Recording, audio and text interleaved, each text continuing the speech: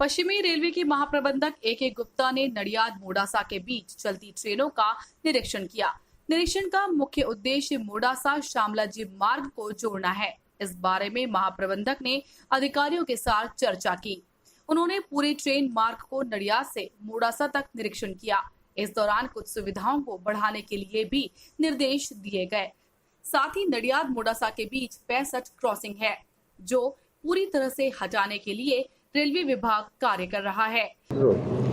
आज को जो इंस्पेक्शन नाडियाड से लेकर मोडासा तक का था,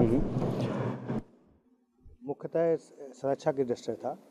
हमारे यहाँ इस वक्त 65 लेवल क्रॉसिंग ऐसी हैं जो कि अनमैन्ड हैं, तो ये है कि उनको हटाना है। तो मुख्यतः उद्देश्य है कि उनको कैसे हटाया जाए, उसके बारे में इंस्पेक्शन था। रेलवे विभाग इस दिशा में इस तरह के क्रॉसिंग पर या अंडरपास बनाने पर विचार कर रहा है। इसके साथ ही उन्होंने कहा कि शामला जी तक रेलवे लाइन का विस्तार करने के प्रस्ताव को ध्यान में रखते हुए अगली सुविधाओं में वृद्धि होगी और इस स्टेशन को मौजूदा स्टेशन में स्थानांतरित कर दिया जाएगा।